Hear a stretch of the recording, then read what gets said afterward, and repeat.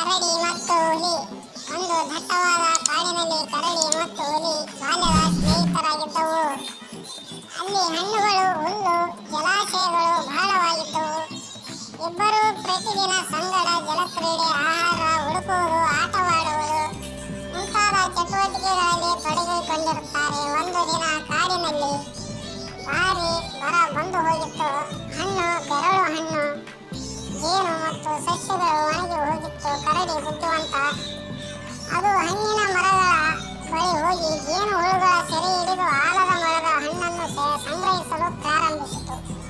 ಆದರೆ ಹುಲಿ ತನ್ನ ಶಕ್ತಿಯ ಮೇಲೆ ಹೆಮ್ಮೆ ಪಟ್ಟು ಬೇರೆ ಕಾಡಿನಲ್ಲಿ ಹೋಗಿ ಬೇಟೆ ಮಾಡಲು ನಿರ್ಧರಿಸಿತು. ಹುಲಿ ದೂರದ ಕಾಡಿನಲ್ಲಿ ಬಂದು ಹೆಣ್ಣು ಅಂಗಿಯನ್ನು ಕಾಣಿತು.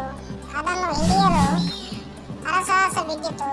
ಆದರೆ ಹೆಣ್ಣು ಅಂಗಿ ಚತುರತೆಯಿಂದ ತಪ್ಪಿಸಿಕೊಳ್ಳಿತು. ಹುಲಿ ಹತಾಶೆಗೊಂಡಿತು. ಅದರ ಹೊಟ್ಟೆ ಬಡಿತದ ತಾಳದಲ್ಲಿ ಹಿಂದೆ ಹೋಗಿ ತನ್ನ ಸ್ನೇಹಿತ ಕರಡಿಯ ಬಳಿಗೆ ಮರಳಿತು. ಕರಡಿ ತನ್ನ ಹಣ್ಣನ್ನು ತಿನ್ನುತ್ತಿದ್ದಾಗ ಹುಲಿ ಹಿಂಜರಿದು ಕೇಳಿತು, ನನಗೆ ಸಹ ತಿನ್ನಲು ಏನಾದರೂ ಕೊಡಬಹುದೇ? ಕರಡಿ ನಗುತ್ತಾ ಹೇಳಿತು, ನೀನು ನನ್ನೊಂದಿಗೆ ಹಂಚಿಕೊಳ್ಳಬೇಕಿತ್ತು, ಆದರೆ ನೀನು ಹಂಬಲದಿಂದಲೇ ಬೇಟೆಗೆ ಹೋದೆ. ಹುಲಿ ಪಶ್ಚಾತ್ತಾಪಗೊಂಡಿತು. ಅದು ಕರಡಿಯ ಬಳಿಯು ಬಂದು ಕ್ಷಮೆ ಯಾಚಿಸಿತು. ಕರಡಿ ದಯಾಳು. ತನ್ನ ಹಣ್ಣಿನ ಕೆಲವು ಭಾಗವನ್ನು ಹುಲಿಗೆ ಕೊಟ್ಟಿತು.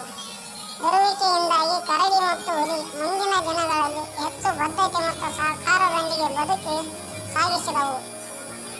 ಅವುಗಳು ಒಟ್ಟಾಗಿ ಆಹಾರ ಸಂಗ್ರಹಿಸಿದವು, ಸಂಕಟವನ್ನು ಹಂಚಿಕೊಂಡವು ಮತ್ತು ಪರಸ್ಪರ ಬಲವರ್ಧಿಸಿಕೊಂಡವು. ಈ ಕಥೆಯಿಂದ ಬರುವ ನೀತಿ ಪಾಠ: ಸ್ನೇಹದಲ್ಲಿ ಬಂಡವಾಳ ಹೂಡುವುದು, ತಾಳ್ಮೆ ಮತ್ತು ಹಂಚಿಕೊಳ್ಳುವುದು ಮುಖ್ಯ. ಜ್ಞಾನ ಮತ್ತು ಬುದ್ಧಿಮತ್ತೆ ಹಂಬಲಕ್ಕಿಂತ ಶ್ರೇಷ್ಠ. ನಮಸ್ಕಾರ, ಧನ್ಯವಾದಗಳು.